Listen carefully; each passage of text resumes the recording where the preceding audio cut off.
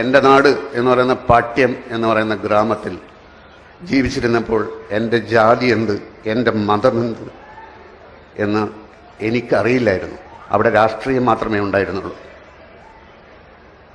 ഞാൻ തിരുവനന്തപുരത്തേക്ക് എത്തുമ്പോഴാണ് ജാതിയുണ്ട്, മതമുണ്ട് എന്നൊക്കെ അറിയുന്നത്. അവിടെ പേരുകൾ മാത്രമേ ഉള്ളൂ എൻ്റെ നാട്ടിൽ. അങ്ങനെയുള്ള ഒരു നാട്ടിൽ നിന്ന് വന്നയാളാണ് ഞാൻ. അപ്പോൾ എനിക്കറിയാം, എൻ്റെ അമ്മയുടെ വീട്ടിൽ അവിടെ ചുറ്റുപാടും എല്ലാം മുസ്ലിം കുടുംബങ്ങളാണ് ഉണ്ടായിരുന്നത്. ഞങ്ങൾ അങ്ങോട്ട് പോകുന്നു, അവരിങ്ങോട്ട് വരുന്ന ഒരു കുടുംബം പോലെയാണ് കഴിഞ്ഞിരുന്നത്. പിന്നീട് എങ്ങനെയൊക്കെയോ ആരൊക്കെയോ രാഷ്ട്രീയ മുതലെടുപ്പ് നടത്താൻ വേണ്ടിയിട്ടൊക്കെ മനസ്സ് മാറ്റാൻ വേണ്ടി പലരും പലതും ചെയ്തിട്ടുണ്ടാവാം, അറിയില്ല. നമുക്കറിഞ്ഞുകൂടാത്ത ഒരുപാട് കാര്യങ്ങൾ, ഒരുപാട് മുതലെടുപ്പുകൾ. അല്ലാതെ മനുഷ്യൻ യഥാർത്ഥത്തിൽ പണ്ട് നമ്മുടെ നാട് എന്ന് പറയുന്നത് വളരെ മോശം ആയിരുന്നു. വിവേകാനന്ദൻ എന്ന് പറയുന്ന ആൾ കേരളം ഒരു ഭ്രാന്താലയമാണ് എന്ന് പറഞ്ഞത് എന്തുകൊണ്ടായിരുന്നു എന്ന് പലപ്പോഴും ഞാൻ ആലോചിച്ച് നോക്കിയിട്ടുണ്ട്. അപ്പോൾ എനിക്ക് മനസ്സിലായി, ചട്ടമ്പി സ്വാമികളുടെ ആത്മകഥ വായിച്ചപ്പോൾ അതിനകത്ത് തിരുവിതാംകൂർ ഭാഗത്തുണ്ടായിരുന്ന ജാതി വ്യവസ്ഥയെക്കുറിച്ച് പറഞ്ഞത് കേട്ടിട്ട് ഞാൻ അന്തം വിട്ടു പോയിട്ടുണ്ട്. അതായത് മറ്റൊന്നുമല്ല, ബ്രാഹ്മണന്റെ 32 അടി ദൂരത്ത് മാത്രമേ നായർക്ക് നിൽക്കാൻ പാടുള്ളൂ, അയിത്തം. നായരുടെ 32 അടി ദൂരത്ത് മാത്രമേ ഈഴവന് നിൽക്കാൻ പാടുള്ളൂ. ഈഴവന്റെ 32 അടി ദൂരത്ത് മാത്രമേ പൊലയന് നിൽക്കാൻ പാടുള്ളൂ, അയിത്തം. ഈ നായർക്ക് ബ്രാഹ്മണന്റെ 32 അടി ദൂരത്ത് നിൽക്കേണ്ടി വരുന്നതിൽ വളരെയധികം അമർഷമുണ്ട്. എങ്കിലും ഈഴവനെ കൃത്യമായി അവർ 32 അടി ദൂരത്ത് നിർത്തിയിരുന്നു. ഇതുതന്നെയാണ് ഈഴവന്റെയും അവസ്ഥ. നായരോടും ബ്രാഹ്മണനോടും അമർഷമുണ്ട്, പക്ഷെ പൊലയനെ 32 അടി ദൂരത്ത് തന്നെ നിർത്തിയിരുന്നു. അങ്ങനെ ഒരു വൃത്തികെട്ട സംസ്കാരത്തിൽ നിന്ന് വൃത്തികെട്ട അവസ്ഥയിൽ നിൽക്കുന്ന കേരളത്തെ നോക്കി വിവേകാനന്ദൻ ഭ്രാന്താലയം എന്ന് വിളിച്ചതിൽ യാതൊരു തെറ്റുമില്ല. അപ്പോൾ അവിടുന്നൊക്കെ കേരളം മാറി, അവിടുന്നൊക്കെ കേരളം രക്ഷപ്പെട്ടു. പക്ഷേ പുതിയ പ്രതിസന്ധികൾ പലപ്പോഴും പല ഘട്ടങ്ങളിലുമായി വന്നുകൊണ്ടിരിക്കുന്ന കാലഘട്ടത്തിൽ തീർച്ചയായും മനുഷ്യൻ എന്ന് പറയുന്ന ഒരു മതം മാത്രം നമുക്ക് മതി. അത് എൻ്റെ നാട്ടിൽ, അതായത് ചെറുപ്പത്തിൽ എൻ്റെ വീട്ടിൽ നിന്ന് എൻ്റെ അച്ഛൻ കമ്മ്യൂണിസ്റ്റുകാരനായിരുന്നു, അമ്മ കോൺഗ്രസ് ആയിരുന്നു. ഞാൻ ഇതിൻ്റെ ഇടയിൽപ്പെട്ടിട്ട് രണ്ടും കെട്ടവനായി.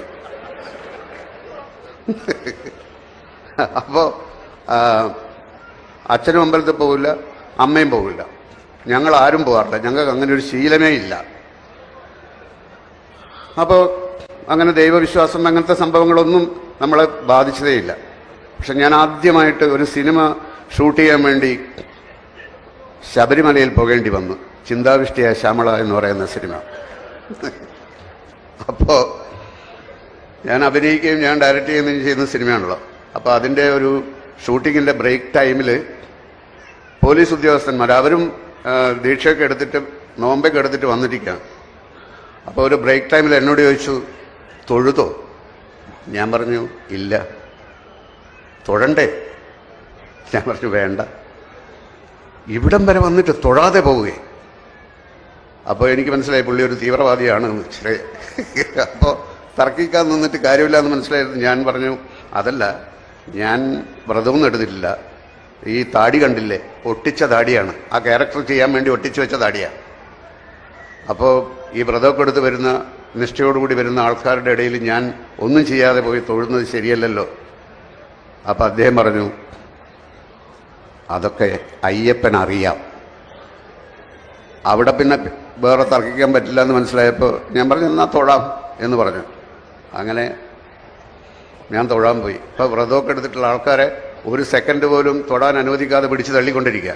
ഇതൊന്നും ചെയ്യാത്ത എന്നെ ഞാനങ്ങോട്ട് മാറിയോ എത്ര നേരം വേണമെങ്കിലും തൊഴുതോളൂ എന്ന് പറയാണ്.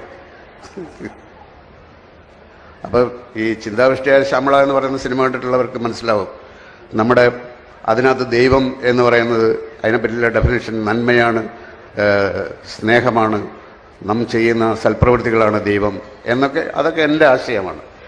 എൻ്റെ ആശയം എന്ന് വെച്ചാൽ ഞാൻ വിശ്വസിക്കുന്ന.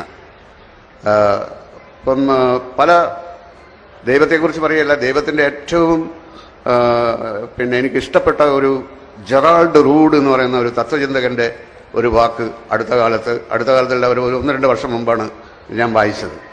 അദ്ദേഹം പറയുന്നത്, ദൈവമുണ്ടോ എന്നെനിക്കറിയില്ല, ഇല്ലാതിരിക്കുന്നതാണ് ദൈവത്തിൻ്റെ അന്തസ്സിന് ഏറ്റവും നല്ലത്. അപ്പോൾ നിങ്ങളെ ദൈവവിശ്വാസി അല്ലാതെ ആക്കാനൊന്നും പറയുന്നതല്ല, ഞാൻ യുക്തിവാദിയുമല്ല, എനിക്ക് അതിലും വിശ്വാസമില്ല. പക്ഷേ നമ്മൾ ചെയ്യുന്ന പ്രവൃത്തികളെല്ലാം നല്ലതാണെങ്കിൽ ആ പ്രവൃത്തിയിലെല്ലാം ദൈവമുണ്ടാവും എന്ന് വിശ്വസിക്കുന്നതാണ് ഏറ്റവും നല്ലത് എന്ന് ഞാൻ കരുതുന്നു.